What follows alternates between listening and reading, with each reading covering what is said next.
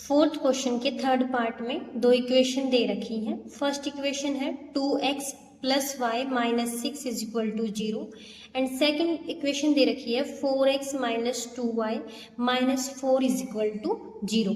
तो हमें क्या करना है, सबसे पहले दिखाना है कि ये कंसिस्टेंट है या नहीं है। सबसे पहले हम इनके कोफिशिएंट निकालेंगे। यहाँ पे फर्स्ट इक्वेशन से कोफिशिएंट आ जाएगा a1 is equal to x का कोफिशिएंट 2 है, y का कोफिशिएंट यहाँ पर 1 है, तो e1 की वैल्यू कितनी आ जाएगी y एंड c1 की वैल्यू कितनी आ जाएगी यहाँ से -6। ऐसे ही हम सेकंड इक्वेशन से भी कोफिशिएंट निकालेंगे।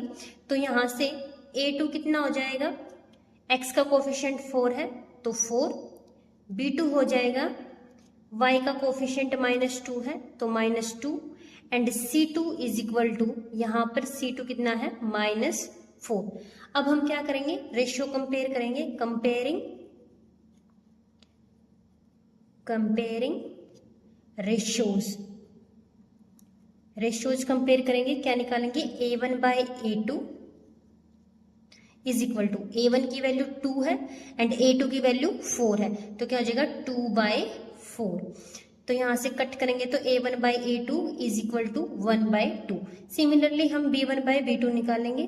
b1 divide by b2 is equal to, यहाँ पर b1 की वैल्यू क्या है 1 है, गलती से y लिख दिया, b1 की वैल्यू 1 है, तो यहाँ से b1 की वैल्यू 1 डिवाइड बाई, और b2 की वैल्यू क्या है -2 है, तो यहाँ से b1 बाई b2 -1/2 मिला है।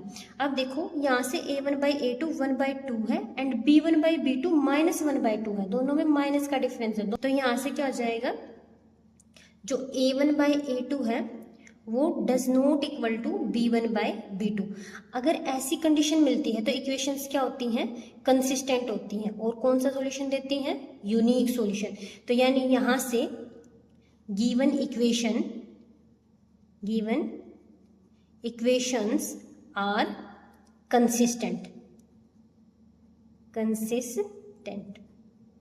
गिवन इक्वेशन क्या है, कंसिस्टेंट है।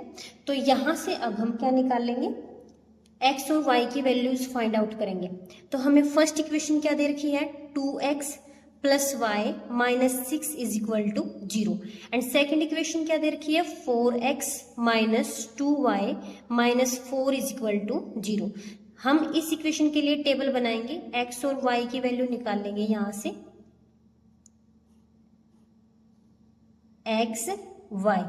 यहां पर देखो अगर आप x की वैल्यू 0 पुट कर दोगे तो यहां से y माइनस 6 बच जाएगा, y minus 6 is equal to 0, तो y की वैल्यू कितनी हो जाएगी, 6 हो जाएगी। अगर हमने x की वैल्यू 0 पुट की है तो y की वैल्यू क्या हो जाएगी 6, और अगर हम y की वैल्यू को 0 पुट कर देते हैं तो 2x minus 6 is equal to 0 and 2x is equal to -6, उस साइड जाके प्लस का हो जाएगा and x is equal to 6/2 और कट करके कितना आ जाएगा 3, यानी x की वैल्यू अगर 3 है और y की वैल्यू क्या हो जाएगी 0 हो जाएगी।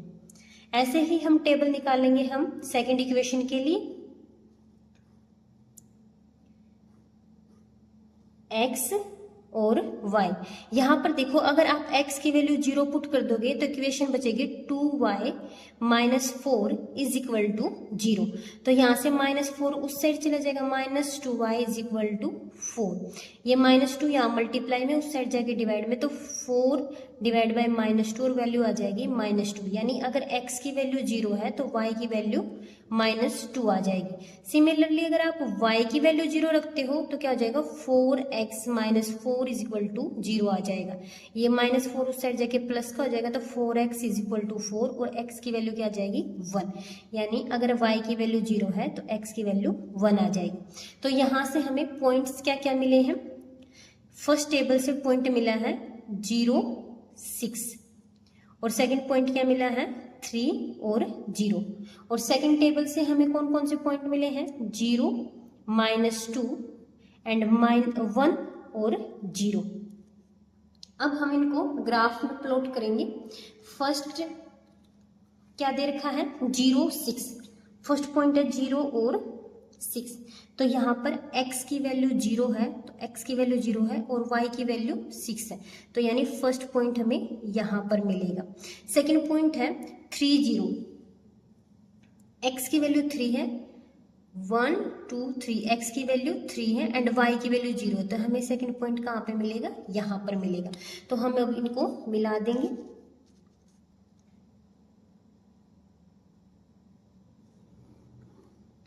ये हमें फर्स्ट इक्वेशन की लाइन मिल गई और फर्स्ट इक्वेशन क्या है, 2x plus Y minus 6 is equal to 0। अब हम सेकंड के लिए निकालेंगे। हमें फर्स्ट पॉइंट देखा 0 माइनस 2, एक्स की वैल्यू 0 है एंड वाई की वैल्यू -2 है, तो एक पॉइंट हमें यहाँ पर मिलेगा। और सेकंड क्या क्या रखा है, एक्स की वैल्यू 1 है एंड y की वैल्यू 0 है, यानी यहाँ पर। अब हम क्या करेंगे, सेकंड लाइन निकालेंगे यहाँ से।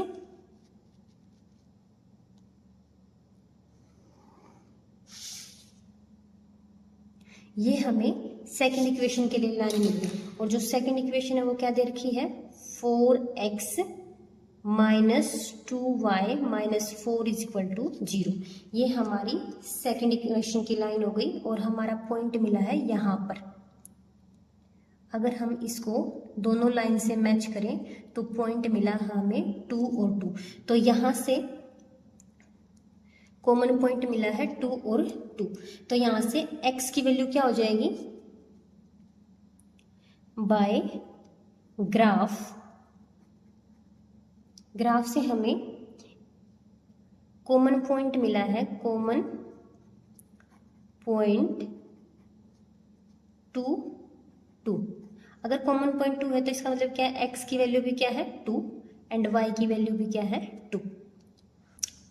पार्ट नंबर 4, फर्स्ट इक्वेशन दे रखी है 2x minus 2y minus 2 is equal to 0 and second equation दे रखी है 4x minus 4y minus 5 is equal to 0। दोनों इक्वेशंस को देखेंगे कि ये कंसिस्टेंट है या नहीं।